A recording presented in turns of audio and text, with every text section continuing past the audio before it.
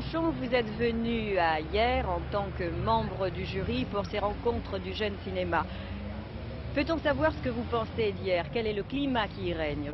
C'est un climat assez extraordinaire, je trouve, pour un jury, et même unique, en ce sens que, par exemple, les membres du jury, au lieu de jouer le mystère, le secret sur leur goût, c'est une conversation permanente entre les membres du jury, et les goûts de la veille sont remis en question par les films du lendemain. C'est une circulation permanente d'idées, je trouve ça extrêmement agréable, extrêmement libre et extrêmement jeune, forcément.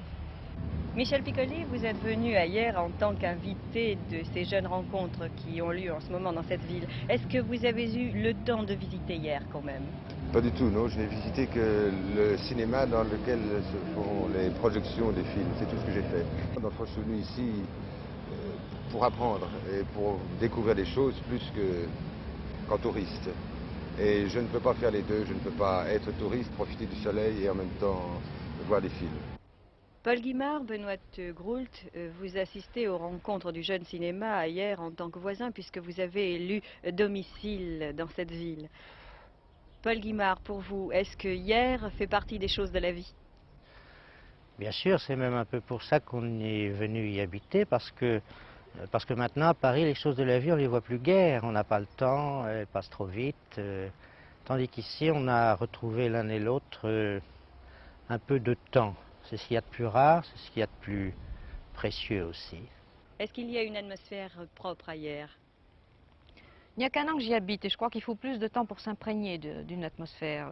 C'est une petite ville charmante parce qu'elle a un côté désuet et elle a été bâtie à une époque un peu théâtrale. Les maisons ont de la personnalité. C'est pas une ville morte l'hiver, c'est pas une ville de touristes. C'est ça qui est très plaisant.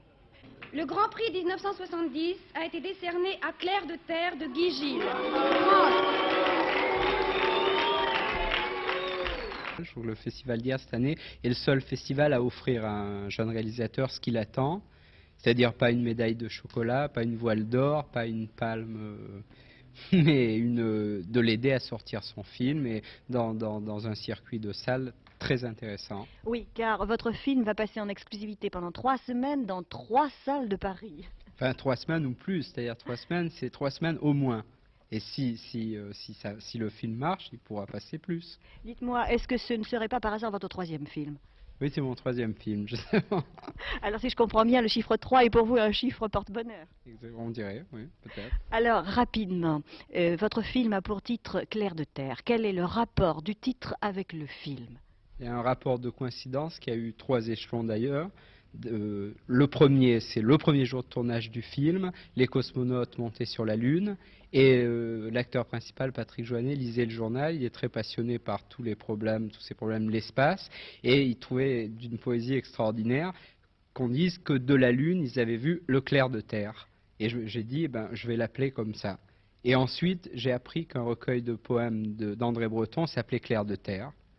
Et troisièmement, ça avait une portée parce que Clair de Terre, c'est le monde futur, celui dans lequel Pierre Brumeux, qui est le personnage du film, va vieillir et vivre.